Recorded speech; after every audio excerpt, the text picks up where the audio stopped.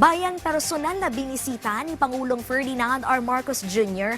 ang tara sa palasyo sa Kalayaan Grounds. Dito, binigyang pugay ang mga overseas Filipino workers na tinaguri ang mga bagong bayani ng bansa. Yan ang ulat ni Denise Osorio. Muling binuksan sa publiko ang Malacanang Palace para sa Christmas event na Tara sa Palasyo.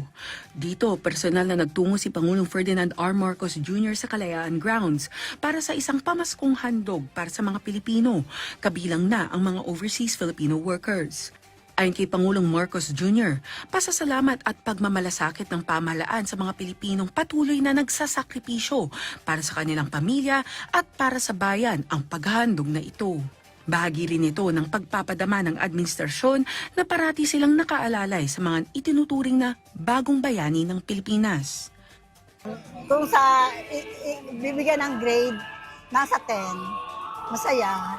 Basta na-enjoy ako. Hindi lamang mga OFW ang nag-enjoy sa aktibidad, kundi pati mga kabataan at estudyanteng unang beses na nakapasok at nakaranas ng ganitong programa sa loob ng palasyo. Masasabi ko po is parang panibago po siya sa paningin namin dahil parang nakakapanibago siya. Parang ngayon lang din ho namin na nakapag-attend sa parang gantong bagay.